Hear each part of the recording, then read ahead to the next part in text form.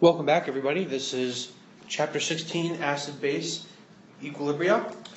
And our question is to calculate the pH of a solution of citric acid. So calculate the pH of a 0.040 molar solution of citric acid. And the Ka of citric acid is 8.4 times 10 to the negative fourth. So let's think about how to calculate pHs. We know that to calculate pH, you take the negative log of the hydrogen, the H plus concentration. But that was for strong acids. And you could take now that was to calculate the pH of a strong acid, and of a strong acid, they gave you a concentration, and you could just simply take the negative log of that concentration. Once again, because it was a strong acid, and so you knew that it completely dissociated into H plus and the conjugate base A minus. However, with weak acids, that's not true. Weak acids partially dissociate or ionize. So let's first write our equation of the dissociation of citric acid. So the formula for citric acid is HC6. So again, the pen is acting up, so we will just use my finger for this. So it is HC6, H7O7, and we do the dissociation into H plus C6 H7O7 minus, and of course all species are aqueous. Okay, so this is where we start to do something called an ice table. I, C, E. And remember, I stands for initial, C stands for change, and E stands for equilibrium.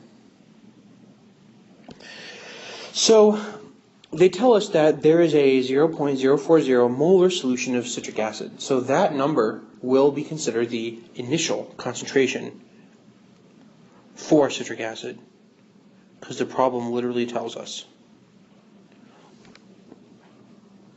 And starting out, we have 0 hydrogen concentration and 0 the anion.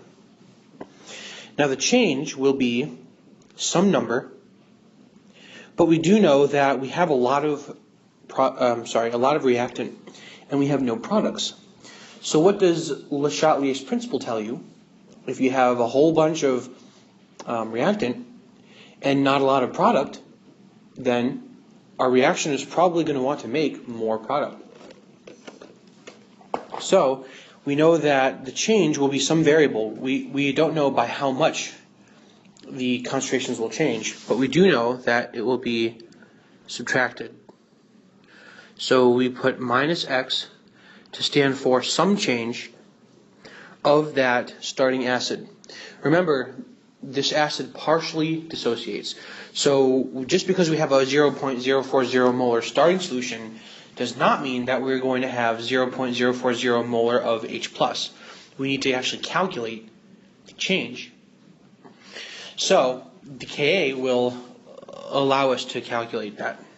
So equilibrium is for E, and you just simply add the initial plus the change. So in the first case, it's 0.040 minus x. So you combine those terms, you combine the terms, you combine the terms. So going forward now, we can set our Ka equal to, remember, just like Kc's work, it's going to be products over reactants. So Ka equals H plus times C6 H7O7 minus over HC6 H7O7, and plugging in numbers for that, we will get x squared divided by 0.040 minus x. And that equals 8.4 times 10 to the negative 4. Okay. So disregard this question for now. We'll need some more space. So 8.4 times 10 to the negative 4th equals x squared divided by 0.040 minus x. Okay, so now we need to solve for x. So there are two ways to do this problem. The first way is to do something called the quadratic formula. And that's if you remember from algebra, that is negative b plus or minus the square root of b squared minus 4ac all over 2a. And you have that plus or minus, so you'll get two solutions, one negative and one positive. And then you'll have to pick the solution that's positive, because you cannot have a negative concentration. The other way to do it, which is the way that they teach, so they teach both ways, but the way that will be on your midterm will be to make an assumption. And the assumption will be that x is going to be very, very small. So small that it will not change the denominator of our fraction. So we assume x is pretty much going to be 0. Okay? So we simply ignore it in the bottom. So now our problem becomes 8.4 times 10 to the negative 4th equals x squared. We square root each side. I'm sorry. Let's undo that. I jumped ahead of myself. First we multiply, then we do the square root.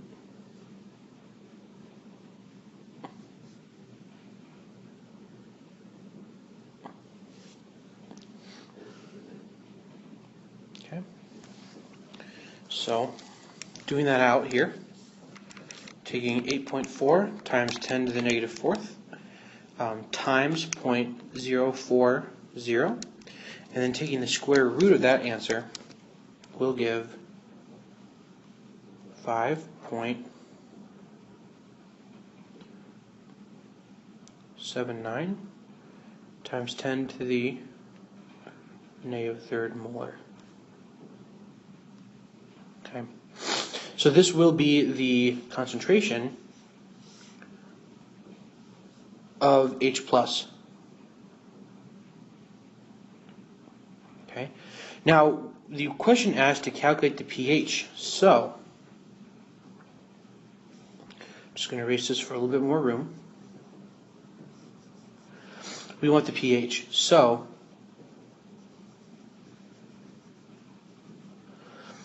remember that pH equals the negative log of the H+ concentration. For a strong acid, the concentration of the acid equals the concentration of the H+. For a weak acid, we had to solve this. So we know that this number is the H+ concentration because we solve for X in this above ice table. So that means that the negative log of 5.79 times 10 to the negative 3rd molar will equal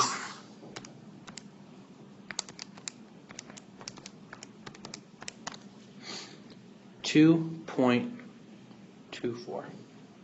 That's the pH. Okay.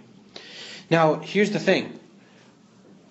When we thought and said that x is going to be very close to 0, we made that assumption. However, we need to check and verify whether that assumption is valid. So we need to take this number, this 5.79 times 10 to the negative 3rd, and divide it by the starting concentration of acid. So it's this number. So we need to divide it by 0.040 times 100%,